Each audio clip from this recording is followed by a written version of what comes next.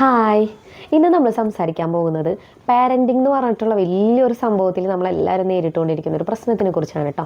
നമുക്കെല്ലാവർക്കും parenting as A parent എന്ന് പറയുമ്പോൾ ഒരു വല്ലാത്തൊരു കൺഫ്യൂഷൻ ഉണ്ടല്ലേ.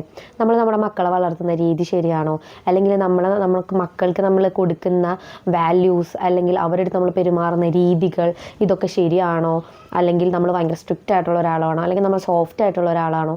അങ്ങനെ ഒരുപാട് കൺഫ്യൂഷൻസ് അല്ലേ, ഒരുപാട് കൺഫ്യൂഷൻസ് ഉണ്ടായിരിക്കും.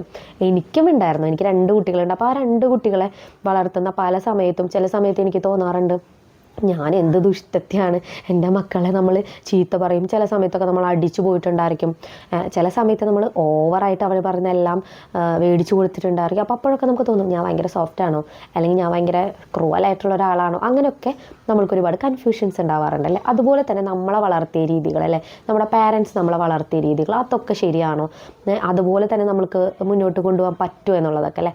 ഒരു പരിധി വരെ നമ്മുടെ പാരൻസ് വളർത്തി നമ്മൾക്ക് തന്നിട്ടുള്ള പല വാല്യൂസും നമുക്ക് നമ്മുടെ മക്കൾക്ക് കൊടുക്കാവുന്നതാണ് അല്ലേ. നമുക്ക് ദയ, അതുപോലെ തന്നെ സ്നേഹം, കാര്യങ്ങളൊക്കെ. പക്ഷേ അതിൻ്റെ അപ്പുറത്തേക്ക് ഒരു കാര്യം നമ്മൾ അവർക്ക് വേണ്ടി സെർവ് ചെയ്യണം കേട്ടോ. അതാണ് റെസ്പെക്റ്റ് എന്ന് പറയുന്നത്.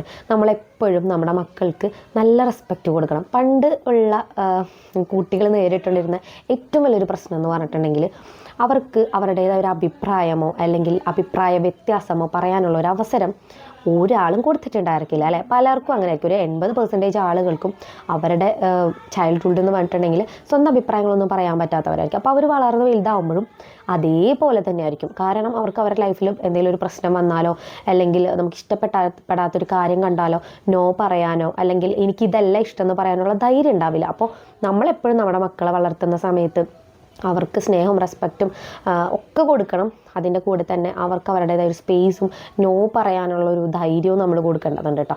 അപ്പോൾ നമ്മുടെ പല കൺഫ്യൂഷൻസിനും ഉള്ള ഉത്തരം നിങ്ങൾക്ക് കിട്ടിയിട്ടുണ്ടായിരിക്കും. നമ്മളും പഠിച്ചുകൊണ്ടിരിക്കണം. ആസ് എ പാരൻറ്റ് നമ്മളും വളർന്നുകൊണ്ടിരിക്കണം. നമ്മുടെ മക്കൾ വളരുന്നതിൻ്റെ ഒപ്പം തന്നെ അമ്മയായിട്ടും അച്ഛനായിട്ടൊക്കെ. ഒരു കുട്ടി ജനിക്കുമ്പോൾ ഒരിക്കലും ആ കുട്ടി മാത്രമല്ല ജനിക്കുന്നത് അല്ലേ, ഒരമ്മയും അച്ഛനും കൂടെ ജനിക്കുന്നുണ്ട്. അപ്പോൾ ആ അമ്മയും അച്ഛനും പഠിച്ചുകൊണ്ടിരിക്കുകയാണ് നമ്മുടെ മക്കളെ എങ്ങനെ വളർത്തണം, എത്ര നല്ല രീതിയിൽ അവർക്ക് കെയർ കൊടുക്കണം, അവരെ എത്രത്തോളം നമുക്ക് കേൾക്കാൻ പറ്റും, അവരുടെ കാര്യങ്ങൾ നമുക്ക് എത്രത്തോളം മനസ്സിലാക്കാൻ പറ്റും എന്നുള്ളതൊക്കെ. അപ്പോൾ അതുകൊണ്ട് ആരും ഈ ഒരു കാര്യത്തിനെ കുറിച്ച് ടെൻഷൻ അടിക്കാതെ നമ്മൾക്ക് എന്തവർക്ക് കൊടുക്കാം, എന്തൊക്കെ വാല്യൂസ് കൊടുക്കാം, എന്തൊക്കെ നല്ല രീതിയിൽ അവരെ ട്രീറ്റ് ചെയ്യാം എന്നൊക്കെ ചിന്തിച്ചിട്ട് അടിപൊളിയായിട്ട് നിങ്ങളുടെ മക്കളെ വളർത്താം. ഒരു കൺഫ്യൂഷനും ആർക്കും വേണ്ട കേട്ടോ.